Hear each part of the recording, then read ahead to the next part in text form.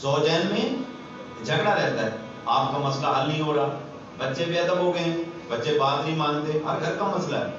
آپ بچے سے بات کرتے ہیں، بچہ جمع ہوتا ہے، بچہ آنکھیں پھاڑ پھاڑ کے دیکھتا ہے، آپ کو بڑی تکلیف ہوتی ہے. اس لیے جس ماحول میں آپ کی ٹریننگ ہوئی تھی وہ یہ تھا کہ باپ کی آنکھ میں آنکھ ڈال کر بات نہیں کرنی، باپ سے اونچے لفظوں میں بات نہیں کرنی.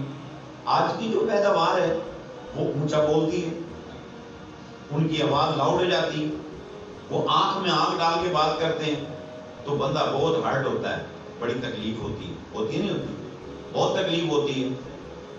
آپ میں جو جوان بچے بیٹھے ہیں، میں ریکویسٹ کروں گا کائنڈلی اپنی ماں، اپنے باپ، اپنے بڑوں کا احترام کرنا سیکھیں. ان کی آنکھ میں آنکھ ڈال کر بات نہ کرو، اپنی آنکھ کو جھکا کے رکھو، اپنی آواز کو پست رکھو. اللہ کو یہ پست آواز بہت اچھی لگتی ہے. جب ہم اپنی ماں سے اونچا کر کے بولتے ہیں، باپ سے اونچا کر کے بولتے ہیں، اپنے بڑوں سے بدتمیزی کرتے ہیں، اللہ کو یہ چیز پسند نہیں ہوتی.